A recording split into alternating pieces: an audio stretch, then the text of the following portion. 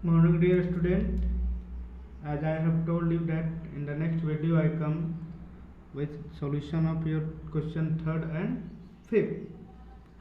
अब मैंने भी बोला था वो दोनों का आंसर लंबा जाएगा।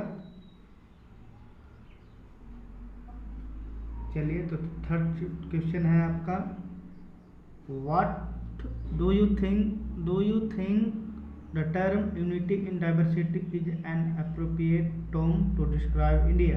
क्या आपको लगता है जो term unity in diversity India के लिए, इंडिया को डिस्क्राइब करने के लिए सही है, सही टर्म है, एप्रोप्रिएट टर्म है? और अब क्या सोचते हैं कि नेहरू क्या कहना चाह रहे हैं अपने बुक डिस्कवरी ऑफ इंडिया में जो लिखे हैं यूनिटी ऑफ टर्म के बारे में? तो हाँ, इसका आंसर होगा yes, the term unity in diversity is inappropriate to describe India. हाँ, ये टर्म सही है भारत को डिस्क्राइब करने के लिए, क्योंकि क्या है, इंडिया में अलग अलग समुदाय के लोग, अलग अलग धर्म के लोग, अलग अलग स्टेट्स के बावजूद भी, अलग लैंग्वेज के बावजूद भी क्या है, एक है, हम लोगों में एकता है, यूनिटी है। और ये हम लोगों को देखने को मिला कब? फ्रीडम स्ट्रगल में। हम लोग जब आज़ादी के जो आंदोलन चल रहा था या आज़ादी में जो भी स्ट्रगल हो रहे थे, सभी क्षेत्र के लोग, चाहे कोई भी बैकग्राउंड का हो, सब एक साथ आए, एकजुट होके फ्रीडम, इंडिया के फ्रीडम स्ट्रगल को सफल बनाए सभी एक। और नेहरू ने इस टर्म के बारे में जिक्र भी किया है, अपना जो डिस्कवरी ऑफ इंडिया बुक है जो लिखे थे, तो उन्होंने बोला है कि इंडिया को जो यूनिटी है ये कोई ज़बरदस्ती थोपा नहीं गया है, ऐसा उन्होंने बताया भी है अपने बुक डिस्कवरी ऑफ इंडिया में। और आपका आशा है आप समझ गए होंगे। तो आपका फिफ्थ क्वेश्चन है जो कि लास्ट क्वेश्चन है, इसमें बोल रहा है दो रीजन को के बारे में केस स्टडी लिखना है, वहाँ के दो रीजन लेना, अलग अलग रीजन लेना है, और वहाँ के दोनों अलग फैक्टर, जैसे यहाँ पे ज्योग्राफिकल और हिस्ट्रिकल फैक्टर में के बारे में बताना है, जो वहाँ के डाइवर्सिटी को इन्फ्लुएंस करता है, प्रभावित करता है। और ये भी बताना है क्या ये ज्योग्राफिकल और हिस्ट्रिकल फैक्टर्स हैं वहाँ के डाइवर्सिटी में, क्या एक दूसरे से जुड़े हुए हैं, कनेक्टेड हैं, ये बताना। तो जैसा कि मैंने देखा है, तो हमारे टेक्स्ट बुक में हम लोग आप लोग को पढ़ाए थे केस स्टडी किसके बारे में, लद्दाख और केरला के बारे में। क्योंकि दूसरा रीजन बोल रहा है तो मैं एक वेस्ट बंगाल लिया हुआ का केस लिया हूँ और एक केरला ही ले लिया हूँ। तो इसमें देखा हूँ वेस्ट बंगाल में, वेस्ट बंगाल इसका रीजन वेस्ट बंगाल पहला है। इसका ज्योग्राफिकल फैक्टर क्या है, एक गंगा और ब्रह्मपुत्रा के डेल्टा में पाया जाता है, और जो कि इसका फैलाव कहाँ से है, नॉर्थ बे ऑफ बंगाल से साउथ में, नॉर्थ में हिमालय से बे ऑफ बंगाल दक्षिण तक इसका फैलाव है। और यहाँ पे क्या है, कोस्टल रीजन भी है, जो कि मेजर कहाँ है, अधिकांश साउथ में है, साउथ डायरेक्शन में है।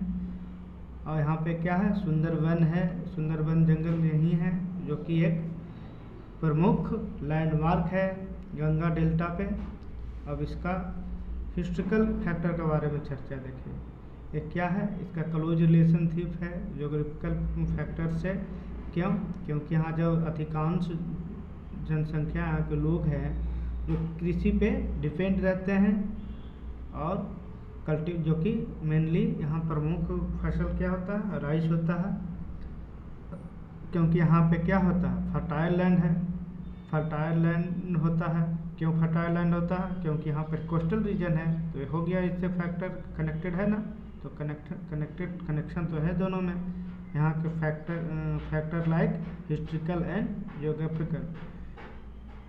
और यहाँ के लोग किसको सपोर्ट किए थे?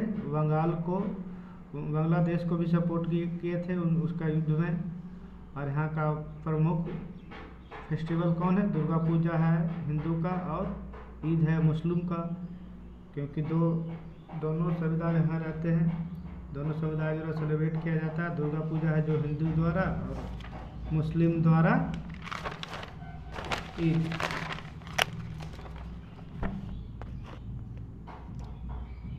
अब है हम लोग केरला रीजन को लिए हैं, इसका भी ज्योग्राफिकल फैक्टर और हिस्टोरिकल फैक्टर के बारे में स्टडी करना बताना है।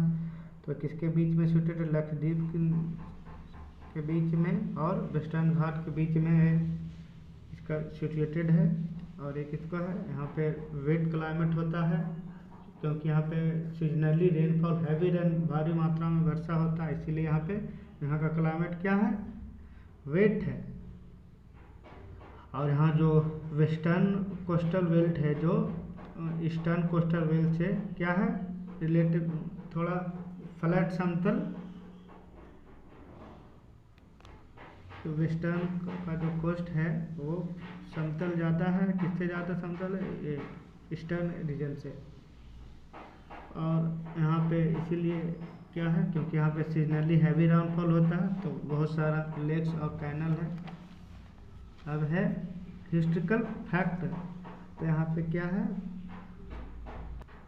क्योंकि यहाँ कोस्टल एरिया है तो यहाँ पे क्या है, एक्सपोर्ट और चीज़ों को एक्सपोर्ट और इंपोर्ट आसानी से होता है। और यहाँ पे क्या है, लोग क्योंकि यहाँ पे एक्सपोर्ट और इंपोर्ट आसानी से हो सकता है, कोस्टल एरिया है तो लोग आसानी से आ जा सकते हैं। तो इसीलिए यहाँ पे क्या है, बहुत सारा रिलीजन, जैसे ये हो गया हिंदू हो गया, मुस्लिम हो गया, क्रिश्चियन है, और तीनों का जनसंख्या है जो लगभग मोर और लेस इक्वल है।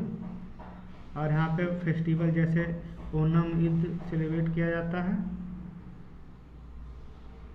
इसलिए हम कह सकते हैं कि यहाँ का जो ज्योग्राफिकल फैक्टर है जो कि कल मसाले को खेती करने में यहाँ पे हेल्पफुल होता है, यूजफुल होता है। Thanks, that's all.